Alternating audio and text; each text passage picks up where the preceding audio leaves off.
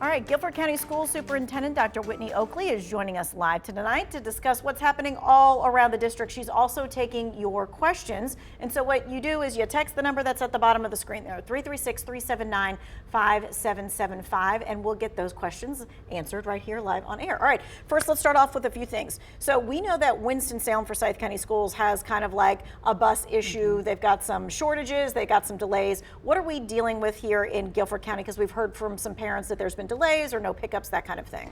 Yes, I mean, I think our situation really hasn't changed. Over the past 2 years, we're still averaging about 60 bus driver vacancies, so we have been able to stagger our bell schedule to accommodate that. We also are continuing to hire bus drivers. We do still have some buses that run 2 or 3 routes, so we just ask parents to check the Here Come the Bus app or to call their school if they have specific concerns, but other than that, we're staying the course. Okay, this blast of cold air makes me think of that first week that we were all supposed to be back at school and back at work after the holiday break, and then we were not. So what happens if we get another blast of winter weather?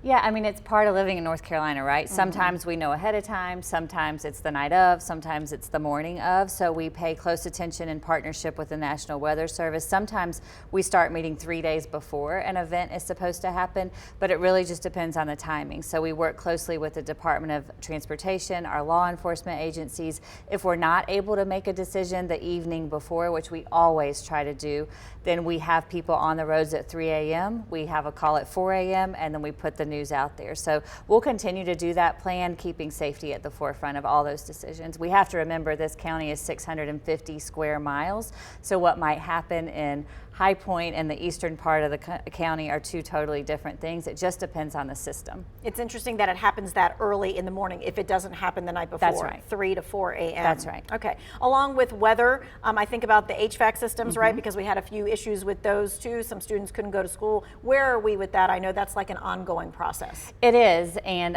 just like your house, you can't predict when these systems are going to break, and sometimes one part gets fixed and another part fails. And so we have some systems in place to be able to respond to work orders in the order in which they're impacting teaching and learning. When we have more than half of a building out or we can't relocate students, that's when we have to close the school.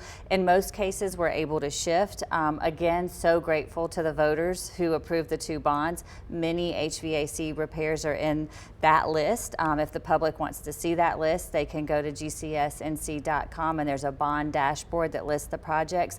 And we'll continue to be responsive, protecting the learning environment to the fullest extent possible. All right, let's talk about that learning environment, because there are some kids who are going to be going to the learning environment for the very first time.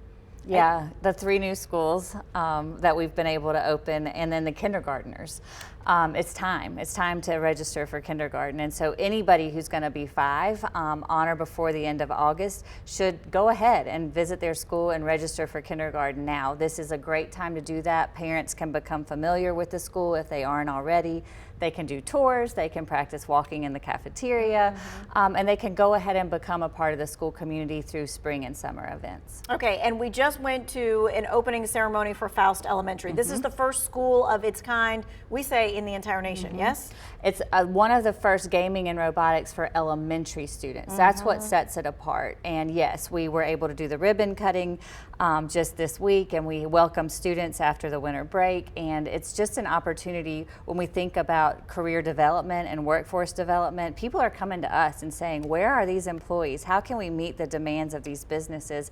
And these students have an interest in gaming and robotics, and they'll have a pathway that takes them from elementary school to middle school to high school to college, and then straight into the workforce. Okay, all right. So we're taking more of your questions. So we want you to make sure that you get them in 336-379-5775. We'll ask those questions after the break.